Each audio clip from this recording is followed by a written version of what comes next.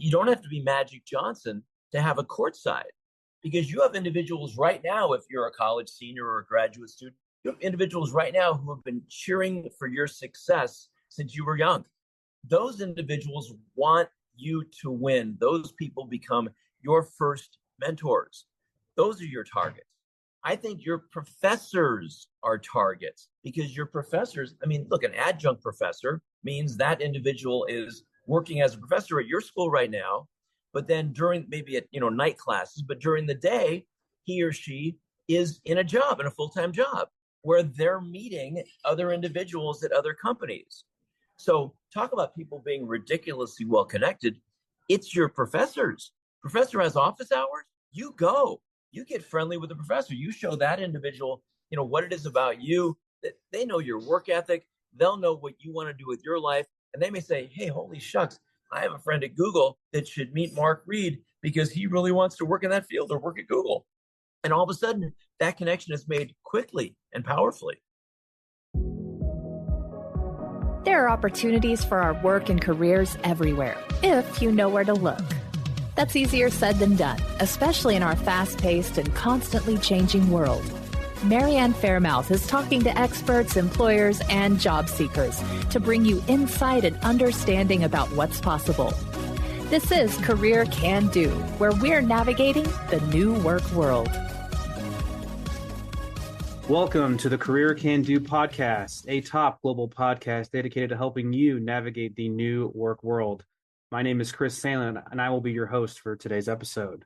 Today, I have the pleasure of sitting down with Marc Reede, who is the lecturer agent to the stars and author of the book, The Coffee Code, which details how a simple meeting over coffee can introduce you to a world of career opportunities. Marc, thank you so much for joining. Thanks, Chris. Thanks for having me. Let's dive right in. All right. Marc, your book is aimed at helping over the 1 million college seniors and recent grads jumpstart their career, but who are unsure of how to make it a reality and, quite frankly, find it downright daunting. If our listeners find themselves in this boat, where should they even start? Well, boy, I think that the daunting part of this, Chris, is the Coffee Code effectively is a code. It's a book that shares life hacks. It's a book that shares things I wish I knew when I was in my 20s. For young people, because I've realized that whatever the level of worry there is about taking the next step from college to your career, whether it's just an iota or massive stressfulness, it's a worry that we have to deal with. Or I've found that young people are great listeners. And so, they are open to hearing from an outsider, outside of hearing all the things that their parents have been telling them for years about, hey, it's going to be fine, don't worry about it. When you hear it from someone outside of the box, who is recognizing these worry points, it somehow hits home a bit stronger. What is a piece of advice that you wish someone in that position could hear when it comes to seeking their first career? That's a great question. I really feel that this is all about relationships. It's all about meeting people. And, there's other pieces to that puzzle that go along with the person that you're presenting. But the fact is, yes, you need to build your own brand, because others in your same shoes that have similar backgrounds are going to be applying for the same jobs, the same roles. And you need to differentiate yourself from those individuals, because something in your life, from a travel standpoint, from an internship standpoint, from something that happened in your life that has really changed who you are, that makes you different. That difference may be a factor in somebody hiring you. But to me, once you've developed that me incorporated, that I like to call it, that then you need to meet people. And I'm a huge believer in using LinkedIn to meet individuals to help you along this way. And what I found is it's not just meeting people and connecting with them on LinkedIn, but it's staying connected with them and keeping in touch with these individuals on LinkedIn for a number of years. Because in 6 months, somebody that you sat next to on an airplane, that person needs to know that you just had a certain job, or you just had a certain internship, or you just took certain classes. And 6 months ago, when we were sitting next to each other on American Airlines flight from LA to New York, I didn't have that background. Well, now I do. And so, now I may be more of value to you and your company, or someone that you can introduce me to. So I totally agree. I would say that, we're on LinkedIn all the time, not only just from a job standpoint, but just getting to know what people are out there doing. The world is obviously changing all the time. There are new deals out there to be had, new business to be won. And the more that we know, the more that we can use that information to our advantage to not only, obviously grow our businesses, but, different people, we need different skill sets to align with those new endeavors. And so the more we know, the better we are. And absolutely agree that today it's not just enough to have a LinkedIn page. You need to be actively managing that page, actively communicating what your skills are, what your interests are, what's going on out there in the marketplace. And you never know, somebody might be looking exactly for those things. And until you tell them, until you put it out there in the ether, no one's going to know. And therefore, you'll never be able to capitalize on those opportunities. Yeah, I agree 100% with that. LinkedIn is such a powerful tool. And I think that it's important for young people. I mean, look, I use LinkedIn every day. If I'm the picture of a LinkedIn user, and so is a 22 or 23-year-old or a 33-year-old, who's listening to this podcast right now, that is something that is so important in business, because everyone you meet out there in the business world, everyone you meet who's standing in line at Starbucks, on a train, on, whatever the opportunity is at a career fair, they're all on LinkedIn. And, I find so many opportunities to build these relationships. So I'll give you a good build relationships scenario. It's a career day at your school. When there's a career day at your school, these companies have hired individuals to represent their companies at your school in hopes of doing one thing: finding someone for their company. So you show up at these career days, you've already won. They want you. You just have to show them why they want you. And, a lot of people have given me stories about, hey, I'm an introvert, I'm having trouble meeting people. I'm not sure really how to handle myself in an interview or at a career day. Well, career days to me are just the perfect places to get acclimated to interviews. If there's 20 companies, you go to the first company's booth and you talk to those people. And you be a good listener, because people love to talk about themselves, right? Well, if you messed up something or you didn't feel perfectly comfortable there, you go to the second one. Talk to those people. Hey, by the time you're at the fourth or the fifth, you've got this interview thing down. You go ahead. You know what you're doing, and you know what this takes. Absolutely.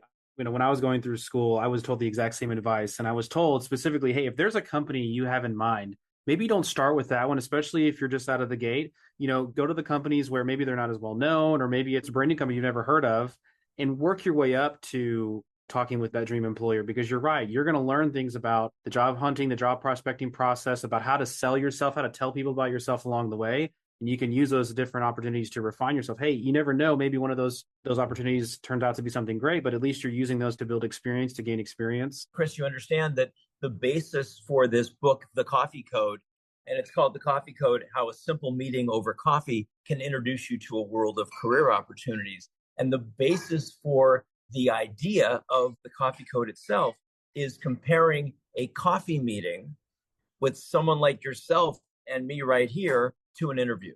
And an interview, we're walking into a company, we're putting ourselves in a small box for 5 minutes. We're hoping that we fit the scenario that these people are looking to fill. And outside the door, just behind us, is somebody hoping you fail, because that person is the next interview. Well, let's compare that to a coffee meeting, the Coffee Code. I find you on LinkedIn because you're in a field that I'm interested in, or you work at a company that I'm interested in. Now, granted, you're not going to have a job for me, but you may have gone to the same school in Houston that I went to. You may have 2 years ago, 5 years ago, 10 years ago, had dealt with the same issue where you were looking for advice, and turned the tables. You were me 2 years, 5 years, 10 years ago. So that's why you're going to take a coffee meeting with me when I connect with you or send you a message on LinkedIn to say, hey, I need some advice. We both went to University of Houston. Can we meet for 5 minutes at Starbucks near your office? I know you're not going to have a job for me, but you may walk out of that meeting, having met me, go back to your office and say, hey, I just met this guy who's about to graduate from the University of Houston, and we need to get him before somebody else does. So that to me is the code. It's being proactive. That term proactive is so important in this aspect of your life. I mean, shucks, I'm proactive every day because I have to go out and get business. You'd think that after 30 plus years in business that it just comes to you. Well, no, because business is competitive. You need to be out there in the face of your buyers. Well, this is just like a young person getting out of college. They need to be in the face of those interviewers, of those companies who are looking to hire them. And they need to give them reason to hire me. Absolutely. Mark, you mentioned the importance of building a brand, and I can't help but think that part of building that brand is, explaining to people about yourself and telling a great story. So can you talk a little bit about why it's so important to be a good storyteller? Maybe give an example of how being a good storyteller might have helped somebody in their endeavors. Sure. Thanks, Chris. The story that I like to share in that respect, it took place a few years ago when my daughter Casey was first accepted to play tennis at USC. And, we live here in LA, and Venus and Serena Williams were the inspiration for Casey to take up tennis in the first place. Well, I was friends with Andy Roddick's agent. Andy Roddick, was a famous men's tennis player at the time. And Andy's agent had said, look, I'm really proud of Casey getting into college. Let me give you guys backstage coaches passes to the Madrid, Spain Open. Well, the Madrid, Spain Open is a clay court championship if you follow tennis, and it leads into the French Open just a couple months later. So Casey and I go to Madrid, and we've got these amazing passes, but we don't know how amazing they are. And it's the day before the tournament starts. And so we go to the site of the tournament to see how close our passes will get us. Well, we go to the registration area. And the registration area of the Madrid Open, it's this, large, it's almost like going to a major convention hotel. So a high ceiling lobby area with, in the back, you see two identical staircases going up to where the players have their massages and their meals and their lockers. Well, it's the day before the tournament. We're there. There is nobody in sight. But over in the distance in the corner, I see somebody I recognize, and it's Richard Williams, Venus and Serena's father. And at the time, their coach.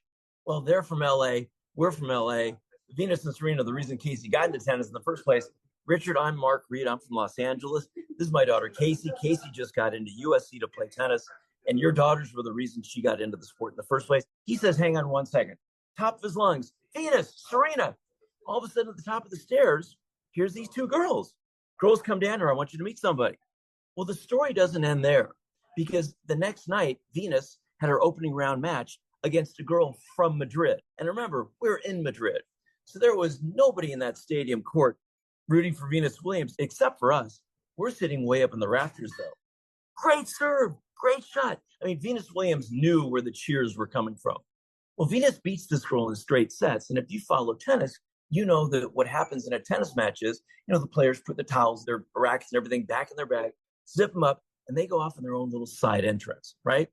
Well, Casey knows this. So as the crowd is leaving this, massive stadium arena, Casey goes against the grain down through the crowd to get as close as she can to congratulate her new friend. I can't see Casey anymore. So now I'm focused down on Venus from afar. Venus zips up her bag. She looks up at me and mouths the words, "Where's Casey?"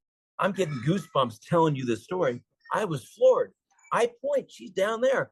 I couldn't see her, but I knew where she was. So I see Venus get up and run over to where Casey is. Now 5 minutes go by. It seems like an eternity. All of a sudden, here comes Casey up the stairs, tears coming down her eyes, holding Venus's tournament towel. Well, you can't buy a tournament towel. So now we're leaving the stadium. In the lobby of the stadium, once again, we see Richard Williams. And I tell him this story I just told you. Richard takes Casey and me in a group hug. He said, Mark, if you had told me my daughter just played a great match, I would have said, thank you very much. That's her job. That's why she works out so hard every single day. But he says, I taught my girls a long time ago to touch one person in life, show them you care, share your gift, and look what can happen. So this is all about sharing your gift. And it's that story that led me to write the Coffee Code, believe it or not. But from a continuation of that story standpoint, it's important for your listeners to develop a story about themselves, to develop a story that someone's going to remember them by.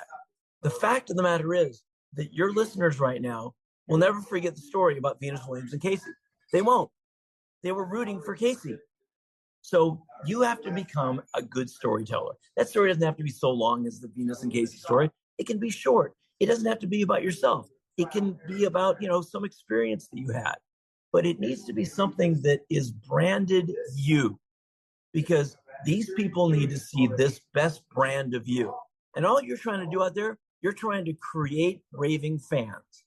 If you can use a story to create a raving fan of yourselves, you've got this thing down. And that's what I want to share. Wow. That's an incredible story, Mark. You talk a lot about networking. I find that sometimes if you can identify possibly a mentor, somebody you look up to leverage those relationships to help get your foot in the door, sometimes that can be an incredible endorsement to help get things going. Can you talk a little bit about mentorship and the importance of that and how that fits within the Coffee Code? Sure. My first mentor was my best friend's father when I was at UCLA undergrad. And his name was Ed Hookstraden. Ed Hookstraden was an entertainment attorney.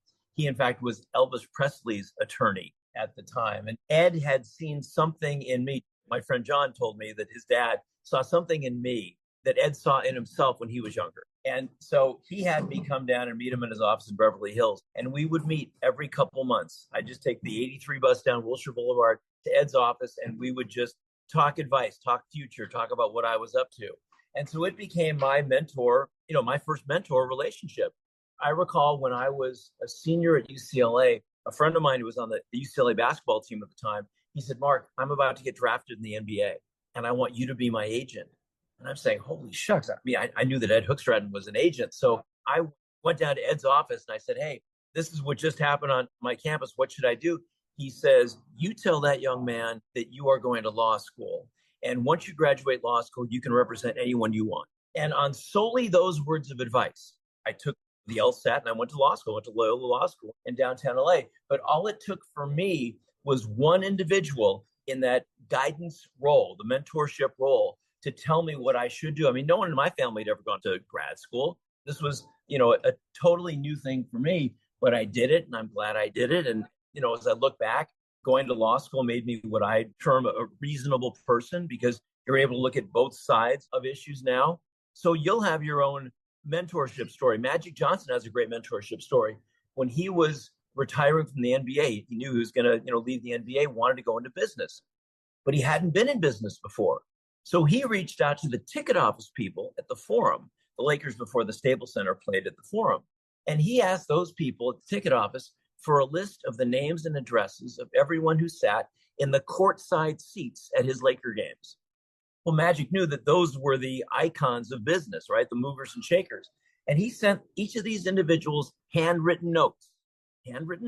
Hey, I need some advice. Can I have 5 minutes in your office just to, get your thoughts on what I should do with my life now that I'm leaving basketball? Well, half of those people responded to him positively.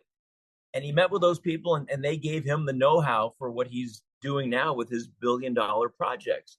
But what I like to share with young people is the fact that you don't have to be Magic Johnson to have a courtside, because you have individuals right now, if you're a college senior or a graduate student, you have individuals right now who have been cheering for your success since you were young. Those individuals want you to win. Those people become your first mentors. Those are your targets.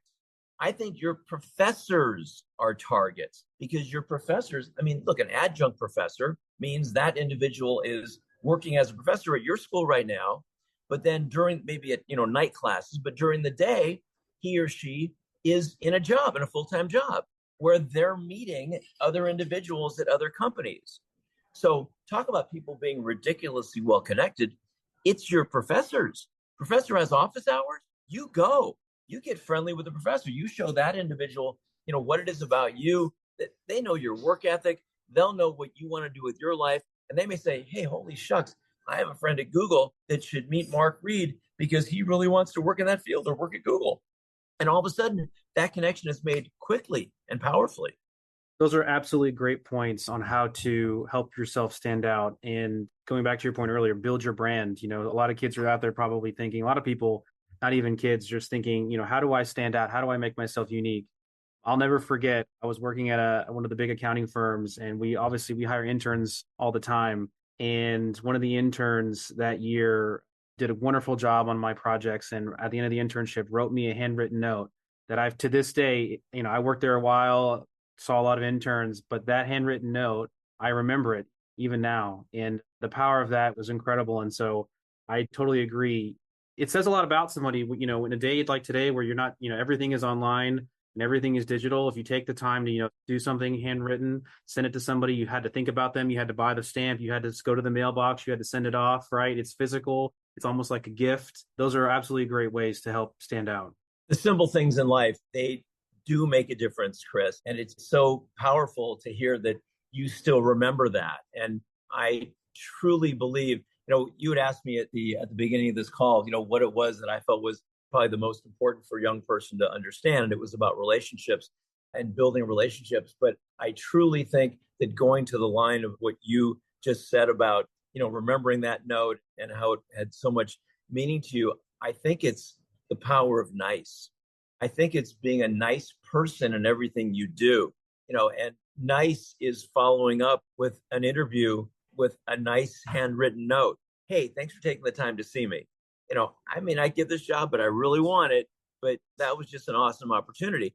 So that whole message of being nice is really important. And one other point about getting an interview and having these meetings, because young people will get down on the fact that, an interview went poorly or whatever they feel like in their minds. And I just want college seniors and recent grads to understand that if they feel that an interview went poorly, it doesn't matter what they feel, because the interviewer could have felt that they just met the candidate of a lifetime. And it's just, so much to be said for just staying back and enjoying the ride, because that ride is about to include you. And so I really think that putting yourself out there to get interviews, how about this? You're in an interview, you feel it went poorly. You have to realize you got an interview in the first place. Think of how many people didn't get that interview, didn't get a chance to do what they felt was, poorly. And they probably did a lot better than they thought. I also want to stress the point that if something may not go your way right there at the beginning, you send that note, maybe nothing happens, or you go and have that coffee chat with someone. It's a great meeting, but maybe they don't have the job for you and it's not there. One thing I always want to stress to candidates is you always want to make these investments or these deposits in the generosity in your brand account, because maybe you can't make the withdrawal right away because the opportunities don't present themselves. But down the line, as you continue to make more deposits, the hope is your investments will make this a financial question, but your generosity investments will yield, a generous return in the future. And so what I always tell people is always stay connected, always continue to be communicative, always be generous and be open, because while it may not yield to something right away, those things will hopefully build over time and maybe bear fruit even beyond your wildest dreams down the road. I agree 100%. And to that story, my daughter, Casey, when she graduated from USC, she wanted to live and work in New York in the worst way. So she moved to New York and became, I almost want to call it a professional interviewee, because she was applying for so many darn jobs. But one job in particular that she really wanted, I think she went through a series of 10 interviews where she felt that she had almost met everybody in that company. And she's saying to herself, what the heck? I'm the person for this. Why aren't I getting this job? And then all of a sudden, here comes the response from the main person saying, Casey, we appreciate what you've been doing with us, but we feel that you're best suited for another role at our company. So we want you to meet with that team now. And, she calls me all dejected and saying, what the heck? They don't like me. I go, no, they do like you. They see something in you that is a better fit for another role. I think she had 2 interviews for that other role and she got the job. So, you need to let the process run its course. These people that are interviewing you, they're going to see something in you that you don't realize. And that's why you just let it play it out. Mark, your book obviously leans towards the recent college grads, but I can't help but think all that we've been talking about seems to apply to anyone looking for a job or in the professional world. So maybe take a step back from the college angle a little bit. What type of advice would you give to somebody who is maybe more tenured in their career, or maybe someone who did not go to college? Are there different tips and tricks that they can use, or can they employ your coffee code in the same way? Yeah, so the life hacks in the coffee code, one of those life hacks is understanding that no never means no. And no never means no, to me, is best exemplified by a story about Marc Randolph, who was the co-founder of Netflix. And Marc Randolph was a senior at Hamilton College in upstate New York. And he had an opportunity to work at an ad agency in New York City. What he did was he and I think 4 others were, going through the final rounds of interviews with this ad agency, and the agency flew them down to New York, for the final set of interviews. So Marc feels that he's totally nailed this. He get the job. He goes back to Hamilton College, gets a call from people saying, "Hey, I'm really sorry you didn't get the job." So here he is all dejected, and he says, "Wait a second." So he reaches back to the people and he says, "I really thought that I was your person. I felt that I was the perfect candidate. I went through, did everything you told me to do. And why didn't I get this? I deserve this." They say, "Well, you know what? Why don't you fly back and meet with a couple other people?" Great. So he flies back and he's there at their offices and they give him the job. He says, "What the heck?" Well, it turns out they didn't give any of those people the job. They wanted to see who wanted it the worst. Wow. Who would take the time to call them back and say, "Hey, I was your person. I need this. I'm a perfect fit for you." And that's what it took. It was that no never means no. And if that's a story, to remember, that to me is so important, whether you're in your 20s and your 30s, your 40s, or you're my age, doesn't matter.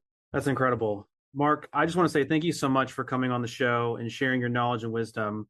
For those listening, how can people find you? Thanks. So you can follow me on Instagram or TikTok at Mentor Marc Reede.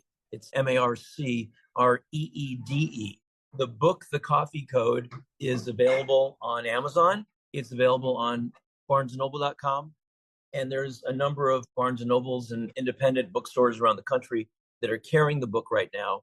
And do follow me on LinkedIn. Again, MarcReede, because I'd love to see, what your listeners have thought about this program. And, once you download the Kindle, I want to see how you like the book.